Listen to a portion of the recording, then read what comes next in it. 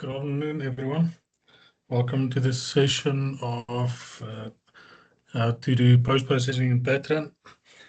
Just for background, when I started thinking about this and conceiving the idea, I was looking at maybe showing some of the cool features available in Patran for post-processing. And I realized there's actually quite a lot of features that a lot of you probably don't realize or know about. So instead of just spending a bit of time on a couple of cool features, I'll give a broad overview of quite a wide range of topics inside of Patran post-processing. Okay, so for this session, I'll do this over two separate models. The first is a very simple beam model that explains some of the issues that we sometimes face. And the second one will be a mix of shell and solid elements that I can show some of the additional result post-processing features. Okay, so to explain the first model, this is a rectangular section, thin wall section, about 1 meter long. And let's switch off this view. So these are my three models. Now the difference between them is if I switch on the constraints and the loads, what you'll see is the first one I clamped on the left. Same load is 1,000 Newton per meter length. So it's the 100 because it's the size of the element. And then the second one is clamped on both ends, and the last one is simply supported. I've just on the left-hand side stopped it from rotating about its actual direction. Okay, so if you now go to the results section, let's briefly talk about the different options that we have available. So when you open it the first time, it's probably going to be on the quick plot option. So on the quick plot, we have a mixture of deformation and fringe plots, but with limited settings that we can change. So it's really good at quickly checking stuff. So you can do it on this model. Let's try a quick plot, and argument's sake, try and plot these two. So there I can see contour of, this looks like displacement. So there's the fringe part, displacement, translations for the other one.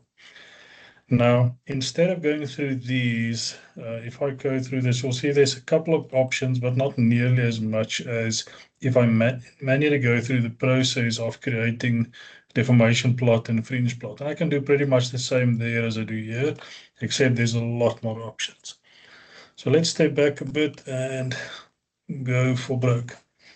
So in this case, we have options for quick plot, as I say, to plot deformation and fringes. Fringe is a contour plot, but with color ranges that varies continuously, while a contour simply have lines that denote the separation between two different stresses. So to be honest, this, while in very rare cases being useful, it's kind of like a cheaper version of this one, which is what we use a lot more. Okay, marker plots we also use a lot. So we can do scalar and vector and tensor plots. And all of these, most of them to be honest, but there's a couple that I'm going to skip. That's underutilized as well. It's a really useful feature, so I'll explain how to use that one. Contour I'm going to skip because, as I say, it's very similar to fringe. I can briefly show what it looks like, but it's not really a too useful one. ISO surfaces in the basic results is somewhat limited. So if you really need ISO surfaces, sometimes the inside version of result processing is a bit more useful.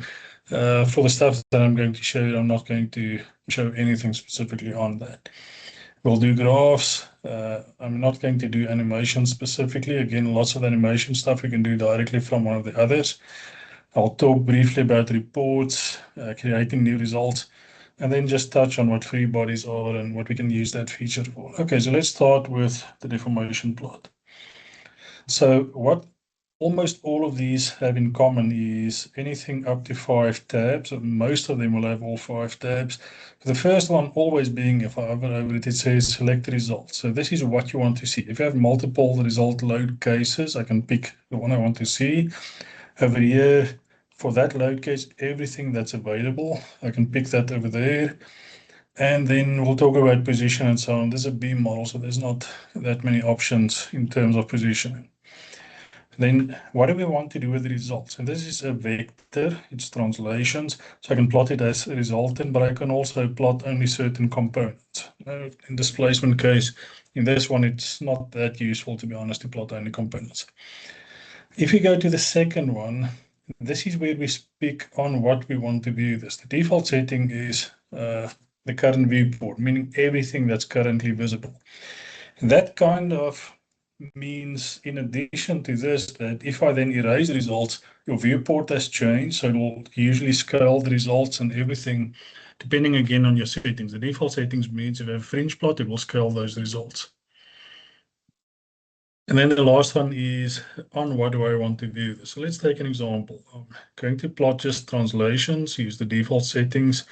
It's the resultant, so the total displacement. I press apply and I'll see three different deformations. Now, the bottom one moves a lot as expected. The middle one is not that clear, but it also almost doesn't move. And then the top one moves somewhere in between.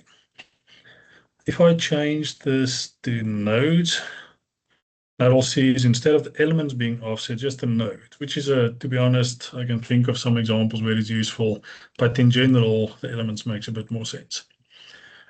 Okay, so the next options that we have here is on what do I want to view this. So I can specify only certain nodes or elements. So example, if I only pick a couple of elements there, it'll only show the results for that set of elements. I can do the same for groups. So that's also a very useful one, where the bottom one is I've created a group for the clamped on the left. So that's that result. If I do it for this middle one, which is clamped on both edges, it looks like this. And then the last one simply supported, it deforms like this. I've added a group that has all them combined as well. Okay, then the next section, and let's just do current viewport for the moment. We'll get back to some settings here and some useful features that comes from some of the later ones. So in other words, this is what you want to view, on which elements or what kind of stuff you want to view. And then both of these has to do with settings. So the first one, display options. If I deactivate that, that's the easiest. You'll see that bit over there disappears. So that's just a legend bottom right to show, in this case, the maximum value. If I switch that off, this one disappears. We can change the colors as well and obviously switch on and off the undeformed. So let's make that black. You'll see that that initial one is now black. Or I can say, I don't want to see it. In this case, if I go back to this, there's option for shaded and so on, but this is a B model, so I don't see them. So it doesn't really help. Okay, so if I go back to the top, these buttons pretty much means what does it look like? So is it, again, this is now for the deformed shape, and have it wireframe shade, it doesn't matter. Again, for this model, simply because it's games. If it was shells, it would have made a bit of a difference. The next section or sessions are on what kind of a line do I want to plot and how thick I want to plot them. If I make it thicker, it will look really strange, to be honest, but just a different view effectively on what it looks like. So these features for deformation plots, we tend to not spend that much time and effort on. The defaults make sense. The next one that's important is the concept of model scale and true scale. So true scale is the easiest to understand. So let's switch there and set it to 1. And this is how much it actually deforms by. I'm scaling it by 1 times whatever the actual deformation is. So if this is arguments like a meter, and that deformation is 0.3 millimeters, I'm not going to make this arguments like 100. I may start to see something. Okay, now what model scale does, and model scale is extremely useful for linear analysis where stuff moves by a very small amount. What this value there says, look at the size of the model, and that's in this case about a meter. Says now scale the maximum deformation so that visually it reaches 10% of that length. So if I look at that much movement, it's about a 1/10 of that length in this direction. If I make this 0.05, half of that will simply move by half that much. For nonlinear analysis, it's a terrible idea to plot in model scale because things tend to move a lot. And if there's things rotating, it'll scale in a really strange way. The same goes for transient results. If you plot it in a model scale, every time step it visualizes effectively uses a different scale. The same model scale, but it looks at that number and the size, and then for every step scales it based on that ratio. Then something that's really underutilized, I think, is the title editor. So if I just switch it off starters, you'll see it goes away. And something that's in a couple of locations, just the label style. So that number over there and so on, default exponential, I can make it fixed and say I want 5 digits, argument's sake. Sorry, didn't take that 5. Okay. So there, that is now, I may not have enough digits, so let's see, make it 5 and not 54, sorry.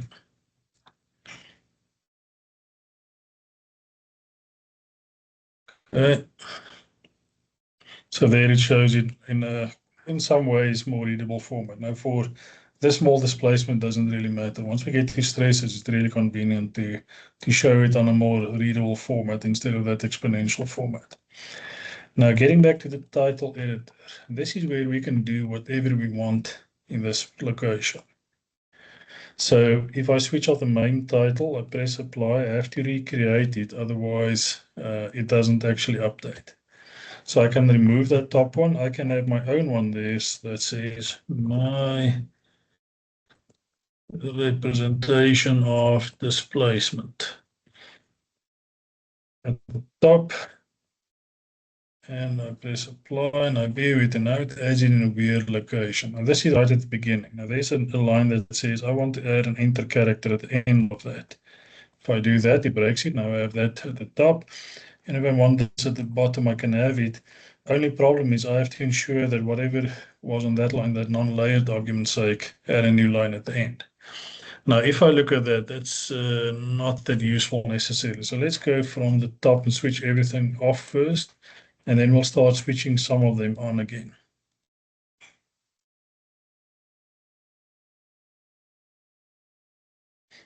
To be honest, I probably don't need to switch all of them off. I think if we switch the first one off, it's done, but I want to ensure that they're completely cleared. Okay, and I'll explain what this and this section is about. Okay, so in this case, there should now be nothing in the next section. So let's start at the top. So if I activate the analysis code frame, it'll say it's MSC Nasdaq. If I want to add arguments, I don't think it makes a difference for this. It is not there. Component. And not really there. Coordinate transformation, that's slightly more important. Now the problem is, as you can see, I've added that second and it keeps on adding. Anything you select is now added to the front of this list.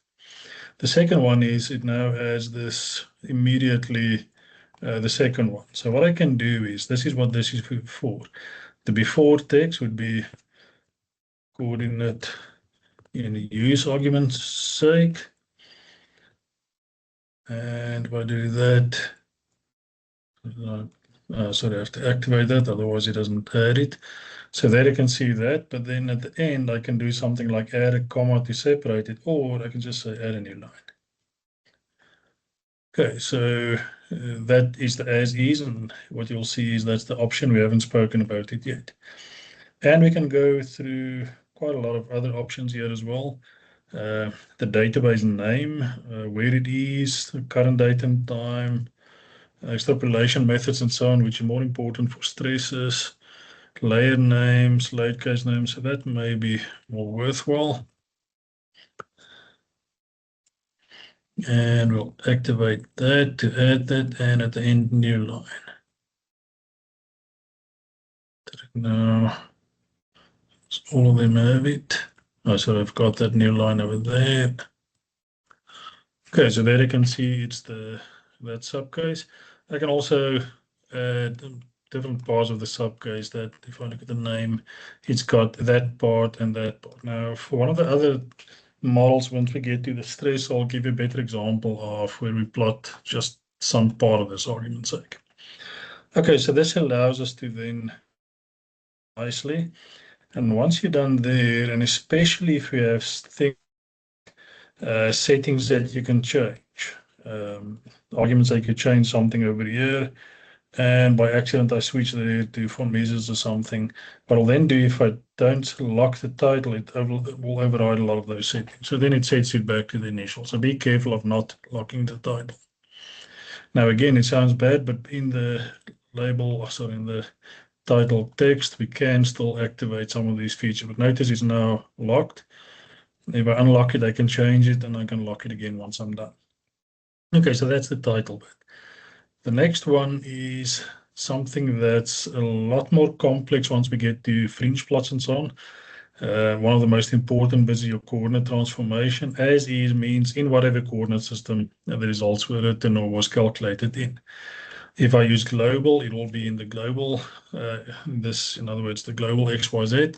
I can also specify a certain coordinate ID and I pick a coordinate. Now, again, there's a kind of nice example I can use in the, once I get to the shells and the solid model. Now, here's a scale factor that is not the same as this. Again, it will make more sense when I plot fringes, but let's see what happens if I make this 2. Look at that number over there. It now doubles. So this is effectively saying I'm applying a load scale factor of 2 to my model. So let's leave it at 1 for the moment. And then a really cool feature that probably none of you have realized is if I go to post, notice I've got two results created, and I can say I want to plot both.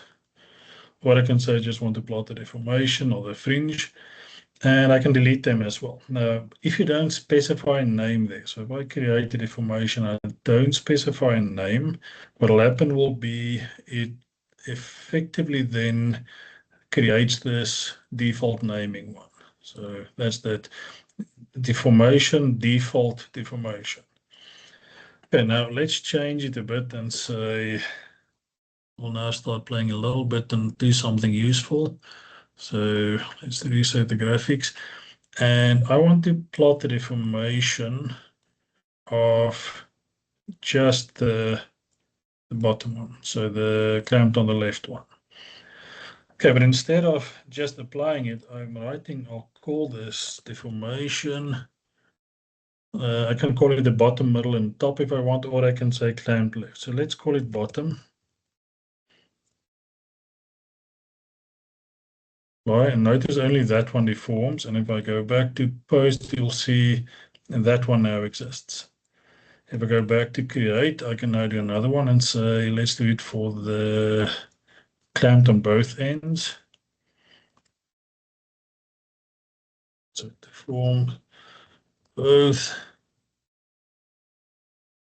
Notice that the results now look different to before, because in this plot, it only looked at those and did that model scale factor for this. So I can now see the shape. Previously, I couldn't because the bottom one dominated the results. And I can do the same then and say last one, simply support it, and deformation top.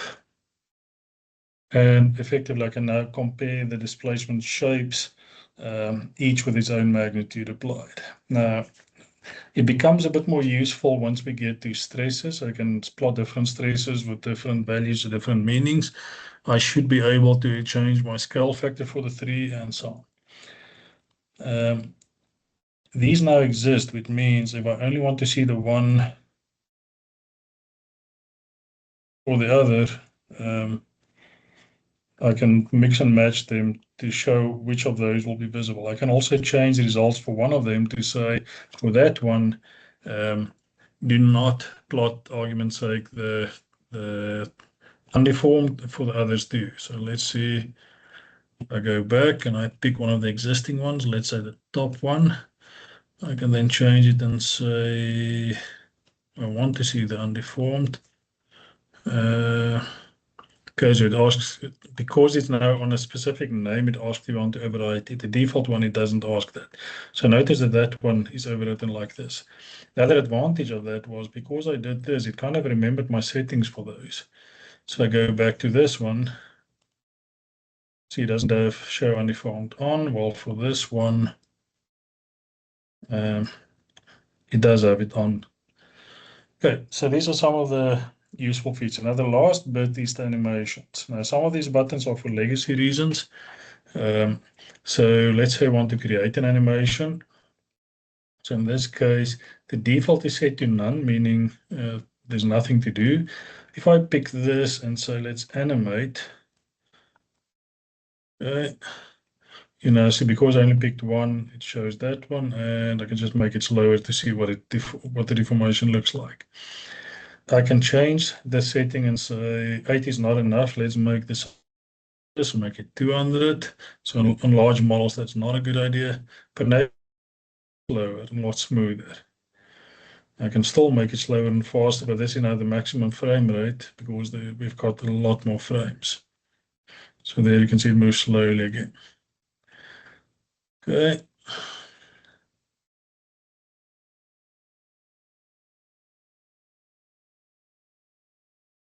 If I go back to the deformation, the last one there is if I animate. There's an option that says modal or ramped. So modal means scale whatever displacement we have from +1 to -1 using a sine wave. Ramp means linearly ramp it up. So in this case, when you plotted this, you'd see that one going down and then go up, and so on. If I change it to ramped, it moves only in one direction. So for static results, ramp make more sense. For modal results, obviously modal method makes more sense. In terms of the rest, kind of legacy reasons, VRML is an older format that was used for the three-dimensional video kind of exchange.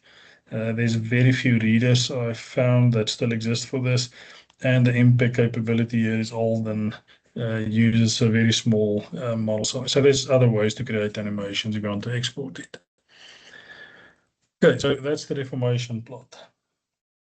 Then some other useful features would be something like the markers. So with a marker, I can specify a vector, scalar, tensor, whatever. So let's try for a vector. And let's do, so I want to check, so that's current viewport. So that shows you the amount of movement. And the default sizes are kind of bad. So again, this works the same as before, so I'm not going to change this. This one is now additional settings related to vector. So do I want to use a constant value or graded or whatever? So again, we'll spend more time on this later on. But this may be a bit more reasonable. So let's say screen scaled. So there you can see this one has the most motion. And if I zoom in there, it's not doing anything because it keeps the size constant. If I have model scaled, then this is scaled relative to the model size. And as I zoom in, that becomes larger. So now if I zoom in there, I'll see that amount of motion. Okay, now for deformation, in this case, it may not be that useful, but we can also do beam forces, translational. And there's the values for my shear force diagram. There's my bending moment diagram. Okay, so if I want bending moment, just have to plot it about the z-axis.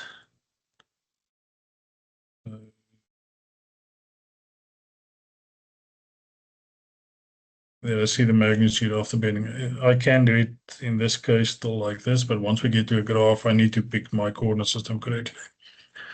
Okay, so that hopefully makes a bit of sense. Now, to be honest, plotting something like this, I don't think is too useful. I can quickly see at least what that shear force diagram looks like. Usually when we look at shear force diagrams, I want to plot a graph or something like that. Now we can also do stuff like vector plots and so on. Let's rather skip to something I think is a bit more useful again. So let's do a graph. I'll skip the cursor. It's really useful, but it's easier to visualize again once we have the shell model. Let's go for a graph. So graph is something as a function of something. I'm happy with this as a function of coordinate.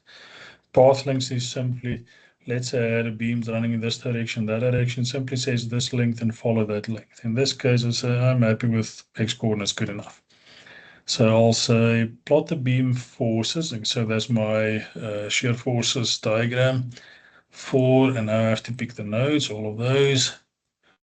And along the x-axis, this should be fine. Okay. Now this is as a magnitude, and that's why it goes down and comes up again. If I change this to the y component, that looks a bit better. So it goes from negative to positive as the load applied to the beam element. I can do the same for the rotational, so this will be about the z. And I can see what my bending moment looks like as a function of location. It's a parabolic shape because my shear force distribution is a linear variation. Okay, now if I look at the rest of the settings, again, it's on what I want to see it, and then some settings like what does my curve look like and so on. So once we have this, if I create something like this, if I want to manipulate this, this is when I go to the XY plot menu. There I can do things like on the XY plot, modify the curve. I can change name, settings, colors, and so on. I'm not going to spend too much time on this for the moment. If you're interested, let me know and we can discuss in terms of how to use it, but it should be reasonably intuitive at least. And notice we again have the option to save a graph on a certain name. So that makes it easier to replot graphs if I want to plot separate graphs. Let's scan through the settings over there, linear, curve style, whether or not there's symbols, what the x-axis label should be. I can change it if I want, whether it's linear, logarithmic. X-axis format again, whether it's exponential, which is the default in most cases, but we can change it to some kind of a fixed number. Same for the y-axis and the XY window name as well. So let's apply this. That name is 3. If I make it 4, apply again, there's another curve. So it creates separate graph windows if you want. Okay, then the last option is your coordinate transformations. Depending on the kind of results, whether it should average or not, what method to use, extrapolation of the results, and so on. And we'll cover these a bit more once we get to the fringe plot. Okay, so that's it for the beam models. And now let's switch over to the shell model. Well, shell and solid. So this is shell, solid. I've tried to keep the two models to be nearly perfectly the same. Same mesh, same thickness, everything. And if I plot my loads, so markers, I've got a symmetry constraint on this face or that edge. I've got a symmetry constraint on these, and just picking a point and constraining in the z direction. Then I have two forces. So the first one is a shear force. Oh, so sorry, this is for this load case. I'll show you now the other one. So that's a shear force sideways, but I also have a second one for the x direction, which is a tensile load on both cases. Okay, now that's the reason why I need two load cases to do this. Okay, now if I go back to the results, I just clear this. Just want to check that there's no post already existing. Good. So the first thing is, let's look at, again, the first tabs. In this case, I want to plot argument for this one. No, I don't want to use quick plot, so let's go to fringe. For this one, I want to see the stress tension. The moment I have this up, based on the result, there's additional options that crop up over here. So let's say I don't change anything, and I only see results for that one. And the reason is there's a position. If you have only solid elements or only shell elements in a model, these will differ. So Non-layered, meaning the results for solid elements is not a function of location in terms of internal layers, unless it's a solid composite. Well, these two are the bottom and the top results for the shell. So this, and for the top, it should be exactly the same because of the way that I've loaded it. There's no bending moment in the plane. If I want to see more than one of them, in most cases I can select all. There's one or two cases where I can't select more than one. Now, if I look at it from this side, so that's the stress tensor, they should look nearly identical. I say nearly because there is a slight variation through the thickness. That other one should be, I think, the surface value should be the same as that. Okay. So if I change this to displacements, I'll again have magnitude or component. Let's keep it on stress for the moment. The second one that we have, apart from where I want to plot, in other words, the layers, is, just should get back to that. I can specify show the maximum. So in this case, because I picked top and bottom, it'll show the worst of top and bottom. I can also show the minimum. Average values, sum of different layers and so on, merge them. The most common one will be, we'll look at the maximum value. Over here, we get to pick how I want to transform it. In this case, what Nastran wrote out was a stress tensor, in other words, 6 components, or a 3x3 matrix rather, of stress values, direct and shear. But we can convert it using Patran to, I want to only see the X component, or XY, the shear, and max principles, hydrostatic. So there's a lot of options we can pick over here. So this simply changes what my contour here looks like. Again, I have an option here to change on what. So we've done this before. I can plot it on groups. I can plot it on, I don't think I even have special groups in this case. I can pick it only on certain elements. If I'm only interested in some kind of a sub-region, I'll only see the results for that. Let's do everything again. Then the next bit would be this one where this is now new. So this contour range that we have there, I will actually already change it. The default looks slightly different. So define the range, default, sorry, so I want to modify this. So it's the one that I'm using is the default fringe. And I'll change it to fixed with 1. This is what it will look like by default. I think 3 decimals, if I remember correctly. Okay, now this is a lot harder for me to read. You may be different. For me, I prefer doing this. And something like this, argument sake for stress, would probably make sense. Good. So in other words, in order to change that, we go to the range option, either create a new one or edit an existing one. Now, what happens there is if I pick one and this is active, it will say if I plot a new result with different scales, so displacement instead of stress, it'll automatically go and change these ranges that you use. So there, in this case, from what it currently is plotted, this is the maximum minimum value, and then it calculates these ranges. Now you can pick whether you want to use top and bottom. It uses, it shows you the both sides, but you can only plot arguments like the middle or something. If you deactivate that, whatever this range is will then be fixed. So let's create an example of this. So let's say I want to create one for S355 with a safety factor of 1.5. So what I mean by this is now my bottom value will be 0, and I want anything above 1.5 times safety factor on top of this to become red. So what I mean by that is, let's do it in calculator quickly. So S355 yield of 355, let's say working with thinner structure times 1 over 1.5. So somewhere around that level is where I want the red to be. If I change this value to 266.67 or something, and I calculate, now the rate starts at 248. That's not what I intended. I wanted it to end at that. Now I can type an equation. So let's use the backward character is the one close to your tab key.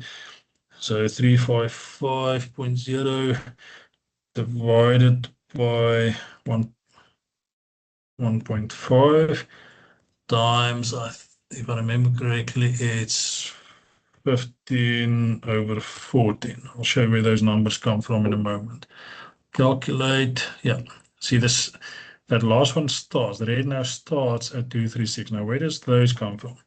1, 2, 3, 4, 5, 6, 7, 8, 9, 10, 11, 12, 13, 14, 15. So I've got 15 colors. What I'm trying to say is I want that range at the 14th color already instead of the 15th one. So if I want to apply that, it now exists, but it doesn't show it. So I have to plot that. And now I'll see, in this case, there's very low stresses. But anything red will be above that 236.7.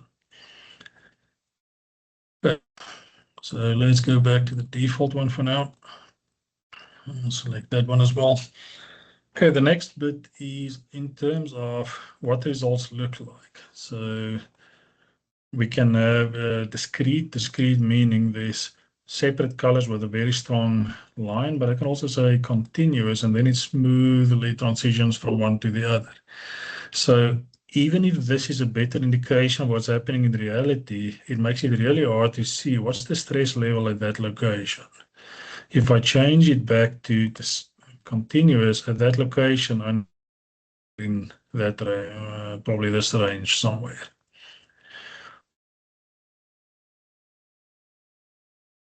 I prefer, for me, it's more useful to have fixed ranges or discrete ranges. We can change the spectrum, by the way, and have more or less. What the color sequence would be, how many we have, and so on. That's the default, I think, works reasonably well. The color palette also makes kind of sense, going from blue, going lighter green, orange, yellow, orange, red, and so on seems to work reasonably well for most reports. Then the next one is shading. Now, before I get there, let me show an example of some stuff I consider changing. So let's say I change the edges to black. And in this case, it outlines this in black. If this was a tape mesh, though, it would have these weird dotted lines. So then it becomes better to say, well, rather no edges. Also, at least once in a report, I at least want to show with all edges to show what my mesh looks like. Otherwise, I have no idea whether it's a coarse or a fine mesh. In this case, if I say no edges, I really have no idea what this is. If I zoom in there, I can't see that there's an edge. So this is the one case where it's worthwhile to activate shading. So in this case, it's now pretty obvious what my model looks like. Only problem is I can't directly compare colors. You have to be careful. It's possible, but you have to be somewhat careful to check which color now aligns with which. Because of the shading, that and that color is actually the same. You have to know which one of the colors this will be. But again, it's a really useful one to add into a report argument sake. Okay, so title editor stays the same. We can also again same lock title, zone, show min and max labels, change the label style, whether it look like this or not. And notice here it says show on deform. So if I have a deformation plot already active, which in this case I don't, but if I add one, so let's say create a deformation plot, and I don't want to see the undeformed, so now it stretches. If I notice that my stresses map onto this. If I go to Fringe and I switch that off, it'll now show it on the original mesh, which is a bit more difficult to view, but still kind of makes sense. Okay, so let's unpost the deformation again. Let's plot the fringe. Okay, so we've covered all of those. So the most important bit for fringe is probably this top section. And then we now have options for, if I just need to check stresses again. Again, we have the coordinate transformation. So I'll give a kind of a silly example, but again, a useful one in a moment. And notice here again, I have that a scale factor over there of 1. If I make this 2, it'll be double that value that it reports. Now, in some cases, lots of codes will have different load factors. So let's say you have 3 or 4 or 5 basic loads, but then for different load cases, there's different scale factors that it requires you to apply to different load cases. So in theory, if it was a single load, I can scale it by something like this. In this case, I have 2, and I may need to combine them in some way, which I'll get to in a bit. But for simple scaling it, this is useful. Now, this is also useful if you modeled in SI units. So this number comes in as 2 something E8. So what I can then do is I use a 1E minus 6, and I plot my results. So let's pretend this number was in SI units. My new unit will now be in MPa. The other way around, if I model in millimeters, but I want to plot it in Pascal, I can have in 1E6. And this value is now whatever the stress would have been in pascals. Okay, so let's keep it at 1 for now. We also have options to filter. So you can say, I want to see, let's say, minimum value of, let's make it 28. Let's see what happens. So only those elements that exceed 28 will now be shown. Okay, so default would be no filter, so everything is shown.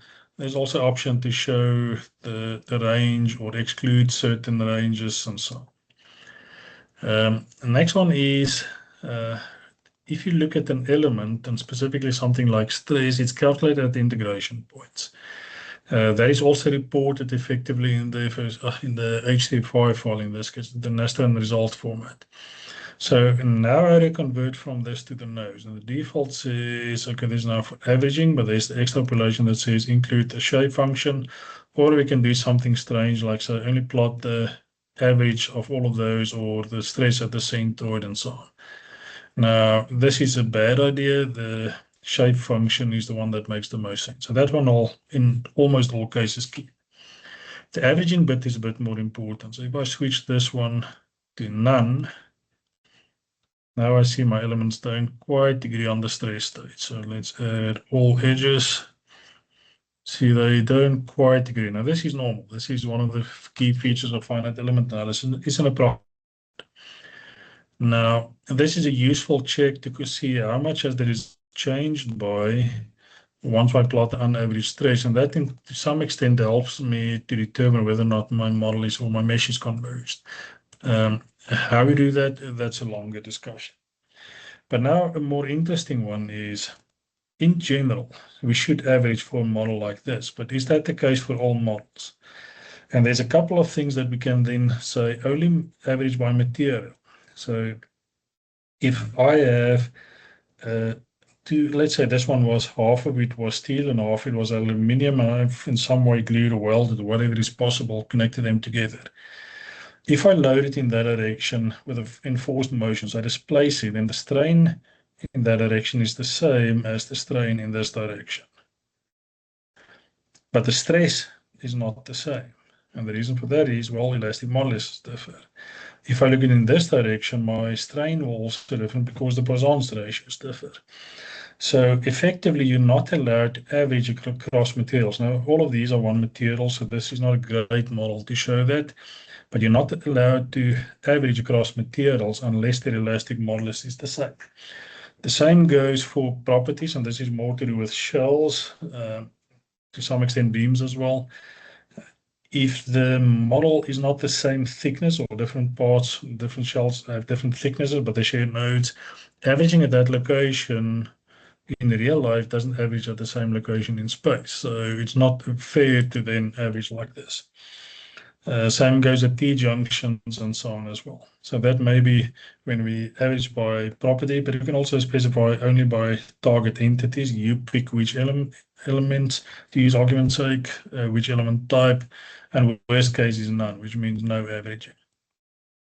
The next bit is how do I then use that averaging method? So let's just switch it back to default. Derived average means derive the result and then average the value. So in other words, in something like this, if I pick a point, let's say this one, And this one will calculate for meters at that location. That one will calculate for meters. All four of them will give it. They derive the results, in other words, and then it averages. Average derive would say average the stress tensor and then derive the result. So that in most cases makes sense, but if your coordinate system for the different elements does not match, then you may actually get strange results. So for solids, it should be fine. For shells, possibly, depending on the whatever that coordinate system is. Then we can also plot the difference between the results. So what this says is show me the worst difference between what elements next to each other. So this is between these four elements at that location, there's a 5.4, in this case, MPa difference between what the different element says it will be. And then the last one, you can plot sum, which is a bit strange. Okay, so let's get back to the default. Something that you'll see in a couple of locations, it's kind of useful, but in almost no circumstances, is you can use a PCL function, and then you can combine results, take whatever scalar result, sin, cos, whatever. You can do some interesting calculations. So this will be more useful in, I'd say, something like a research in this institution where we're looking at different material models, some kind of a result that doesn't yet exist, and you want to try something, then you can do it. So in general, it's not something that's often used. The last bit is the same. We can now have fringe plots that differs between different parts, argument's sake. Now, again, in this case, what I may want to do would be something like I can create a coordinate system over there and plot the stress along that theta direction. So if this is cylindrical, I can now plot that hoop stress. Now, this model doesn't make that much sense unless I'm sticking strain gauge and I want to compare. But in a pressure vessel kind of a case, we really want to look at the hoop stress. The problem is if I plot this in the coordinate system that sits over there, we can quickly create one. Sorry, geometry, create a coordinate system, cylindrical, and we can create a second one, transform it.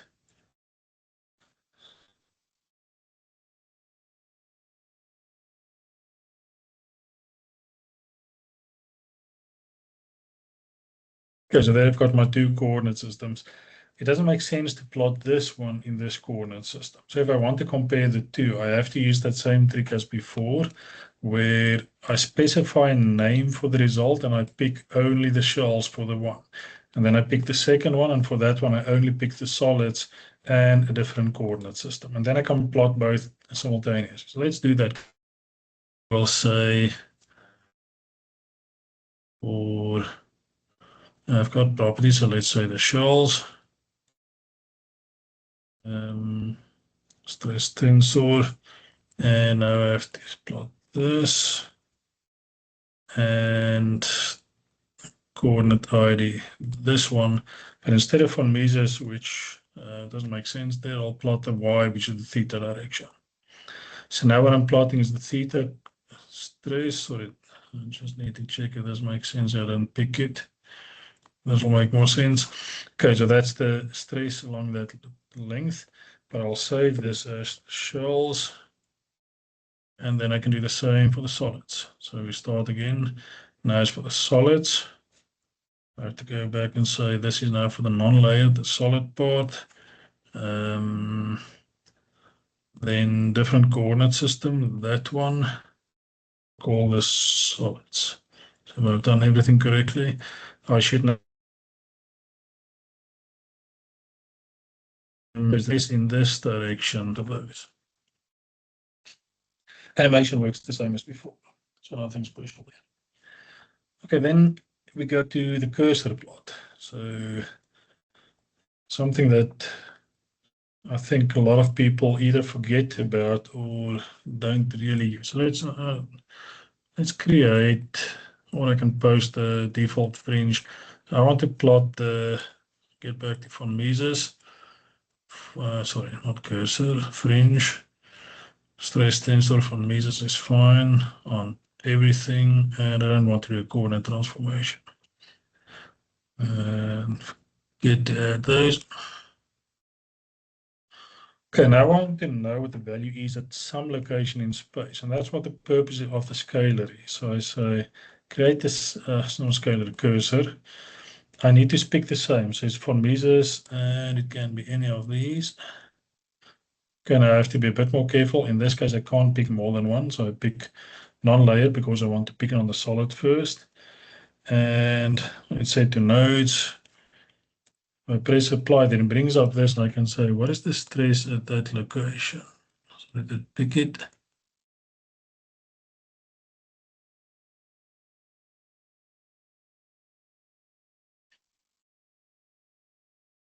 So sometimes it does something weird, but it doesn't pick it nicely.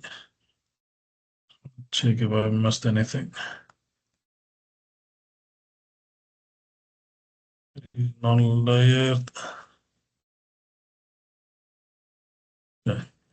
So it was simply something strange with the picking. It was trying to pick a point in the background. So if I do this, it's a bad color, but again, we can change the color. Label style. Red is really terrible. Let's try white, see if it works. And I can say on that one. So there you can see what the value is at some location in space. Okay, to do it on this one is pretty easy. All that I need to do though is change it to Z1 or Z2, and I can get the same. So that's the purpose of the scalar, is to, and again, cursor, we can use scalar tensor vectors, but the most useful one tend to be scalar. I want to add a couple of point locations onto an existing result. Okay, then the next one, I'm not going to go into too much detail, so let's just look at what we've covered. We have spoken of deformation, fringes, marker plots, the cursors. Let's plot the contours, just so you can see what it looks like. So all of those apply, and you can't see it because it's now on top of this. So let's clear this and plot it, and now you see it's just these lines.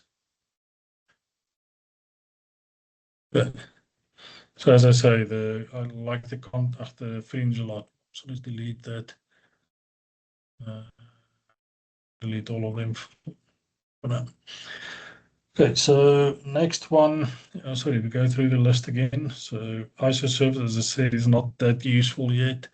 The graphs we have covered, not in a lot of detail, but there's not that much to cover, to be honest. They tend to be reasonably intuitive. Animation, again, there's not much you can do there that you can't do anywhere else. Okay, so then on to report. The purpose of the report is to extract results at, again, certain locations. And the intent is we're going to, if I say to preview, it's just to view it, but we can write or append to a file to write information. Now, this is used in certain industries a lot, where arguments like the aero industry, they often don't even look at the stresses. They need to extract certain loads and then very specific methods to convert those loads back into some numbers that says it passed or it fails.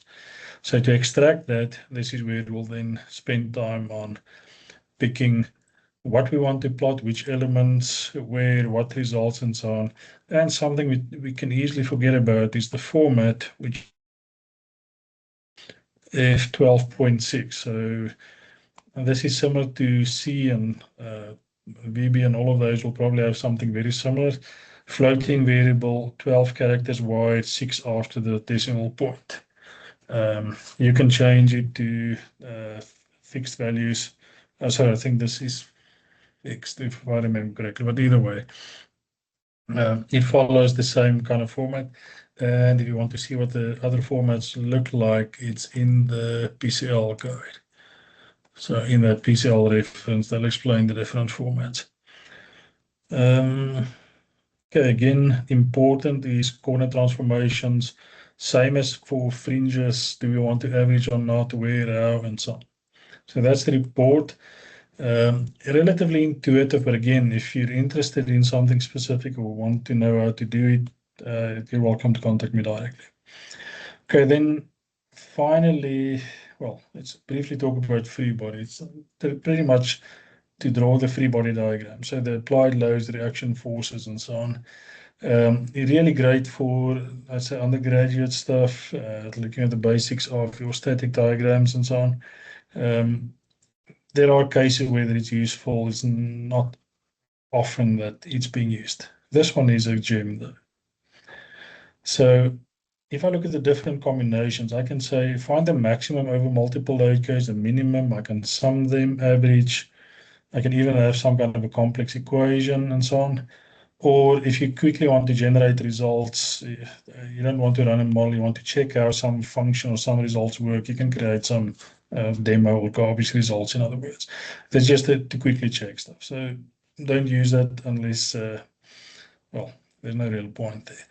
This one is an awesome one, though. Combine results. So if I go back to my model, I've got two load cases, loading the X and loading the Y. So if I plot the results for X, I'm only loading in this direction and plotting my stress. If I load in the Y direction, exactly the same, but now only in the Y direction, no load in the X direction. But in a lot of cases, and again, code calc says it a lot, but even for fatigue kind of calculation, I want to combine stuff. So we can give it two names, anything you want. Let's say I'll call it 45 degrees. So what I mean by this is, let's say the load changes from this to this. So this is 0 degrees, then as the load rotates, this is now 90 degrees. I'm at a place where I'm at halfway between them. So I pick both of those. You may see it in any way you want, to be honest. So for this case, the factors will be, and I use that backward again, sin d of 45. Now notice I've added a d. It says this number is in degrees. Press enter and it calculates that, well, effectively 1 over the square root of 2. Then I have to say which results I want to combine. So once I do this and I press apply, if I now go back to my fringe plot, that combine, that exact name that I have the same results, stress tensor, I have the same options over here. I can now plot what the stress would have been if that load is scaled by 70, just over 70%. This load scaled by 70%, and both of those loads acted together.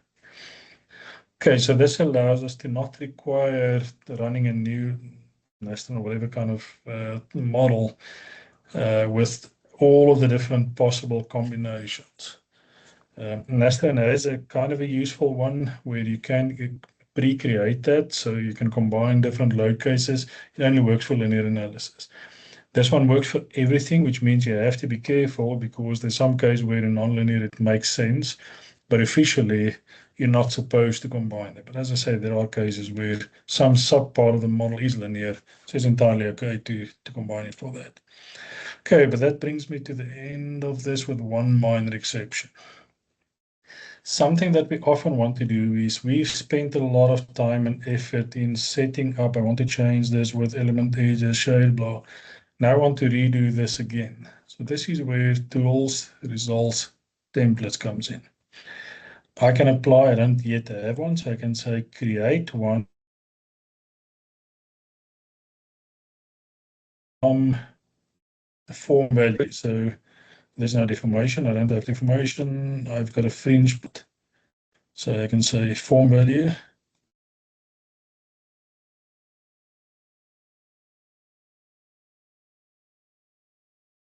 Fringe, no. What am I miss?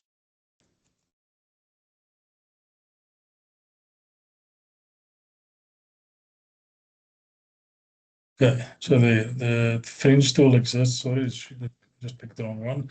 Then I specify the template I want to call it my fringe settings. Okay. Then I create and apply.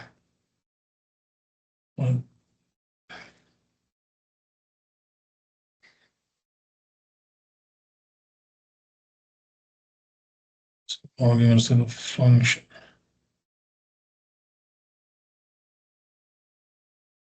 Okay, sorry. It doesn't need to have one. I was looking for the form. So what this one says is whatever is currently plotted as a fringe, use that settings. Okay, so once I have this, if I want to apply it, there's two ways. I can go back to, and I'd say change this to fringe. So let's say I change this to something else, and argument's sake, this. if I want to reset it, I can go, some of these will be reset, some not, but most will be, because some doesn't make sense. So templates, use it, so in other words, apply to form, to fringe, this one. If I now apply it, it should now have changed all of these settings back to what it was. Okay, now the second one is there's a use templates option that says for fringe. You can pick which fringe setting you want to use on which result still, and there's still a couple of minor settings that you can change, which elements and so on. But that means whatever the settings was that I've used for that will be reused for this. Now that's kind of useful, at least you want to make 10 results that look the same kind of settings mostly. And you want close pattern in between, but we can also go tools, results, templates. Yes, I know it could have been still open. I don't care. I just want to show you continuously where it is. I can also say export this. So I can say export the fringe one I've created. If I add more, I can just say everything. And I give it a file name. And once I'm done in a new model, I can just say import. And I do the same. So I import the file, automatically create all of those. So that allows you then to save settings that you often use to make it easier then to create new results. So then you don't have to every time go through every one of those settings and tweak the specific ones you're interested in. Okay, and that brings us then to the end of this discussion.